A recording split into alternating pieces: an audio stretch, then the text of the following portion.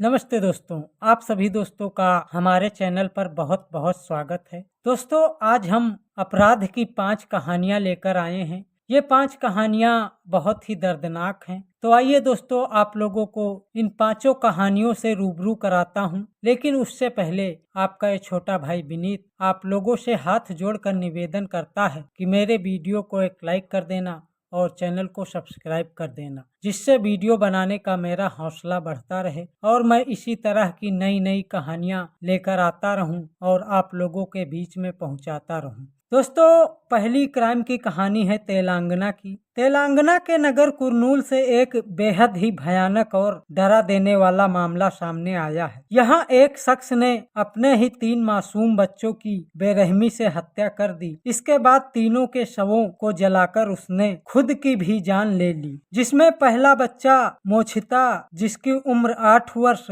और दूसरा बच्चा वर्षणी जिसकी उम्र 6 वर्ष, तीसरा बच्चा शिवधर्मी जिसकी उम्र 4 साल बताई जा रही है। खोजी दलों ने अलग अलग जगहों से बच्चों के जले हुए अवशेष बरामद किए हैं। अधिकारियों को संदेह है कि पारिवारिक कलह और भावनात्मक संकट ने उस व्यक्ति को यह अकल्पनीय कृत्य करने के लिए प्रेरित किया। मौत के अंतिम कारणों और त्रासदी के पीछे की मंशा का पता लगाने के लिए आगे की जांच, शव परीक्षण और फॉरेंसिक विश्लेषण जारी है। दूसरी खबर है दोस्तों वाराणसी से। वाराणसी में एक सनसनीखेज हत्या का खुलासा हुआ। यहाँ एक शख्स अपने भाभी के अवैध संबंध से नाराज होकर अपने ममेरे भाई की बेरहमी से हत्या कर दी। पुलिस ने मामले में आरोपी देवर और उसके साथी को गिरफ्तार कर जेल भेज दिया है। आरोपी देवर ने हत्या 1 साल पहले की थी, मगर हत्या का खुलासा होने में 1 वर्ष का समय लग गया। तीसरी खबर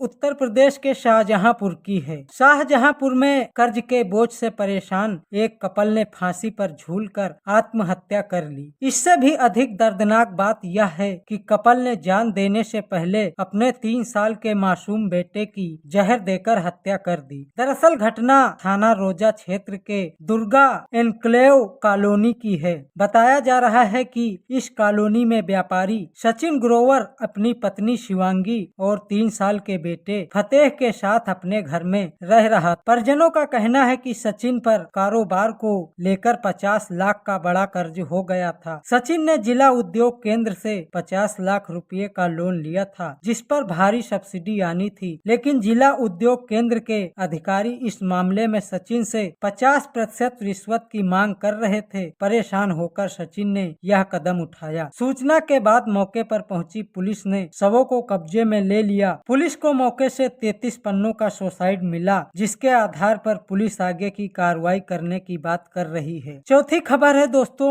यूपी के सुल्तानपुर से। यहाँ एक पत्नी ने अपने प्रेमी के साथ मिलकर अपने पति की हत्या कर दी। फिर वह परिजनों के सामने फूट फूट कर रोई, जिससे किसी को उस पर शक न हो। कॉल डिटेल से 24 घंटे में उसकी पोल खुल गई। पुलिस ने कॉल डिटेल के आधार पर पहले उसके प्रेमी को हिरासत में लिया, फिर आरोपित पत्नी को भी पकड़ लिया। दोनों से पूछताछ की गई तो हत्या के पीछे की कहानी खुलकर सामने आई। दोनों ने बताया कि मेरे प्रेम संबंध में ये शख्स बाधा बन रहा था, इसलिए हम दोनों ने मिलकर इसकी हत्या कर दी। दोस्तों, 5वीं खबर झारखंड से है। यहाँ एक पत्नी अपने देवर से इश्क लड़ा रही थी। पति बना रास्ते का रोड़ा तो हत्या करके शव घर में ही दफना दिया। पति का नाम सुरेश था। सुरेश 10 दिनों से गायब था। सुरेश की पत्नी परिजनों को बताती है कि मेरे पति पूजा के लिए मनसा गए हुए हैं, लेकिन तभी अचानक सुरेश की चाची का देहांत हो जाता है। तो लोग देखते हैं कि चाची के अंतिम संस्कार में सभी लोग शामिल हैं, मगर सुरेश नहीं शामिल हुआ। तभी परिवार के लोगों को शंका हो जाती है और सुरेश की खोजबीन करने लगते हैं। तो घर में उन्हें एक जगह मिट्टी का ढेर दिखाई देता है। तो परिजनों का शक गहरा जाता है। परिजनों ने पुलिस को सूचना दी। मौके पर पुलिस पहुंची। पुलिस की मौजूदगी में खुदाई की गई, जहां से सुरेश का शव बरामद किया गया। शव को पोस्टमार्टम के लिए भेज दिया गया और पत्नी को गिरफ्तार कर लिया गया। पूछताछ के दौरान पत्नी ने अपना गुनाह कबूल कर लिया।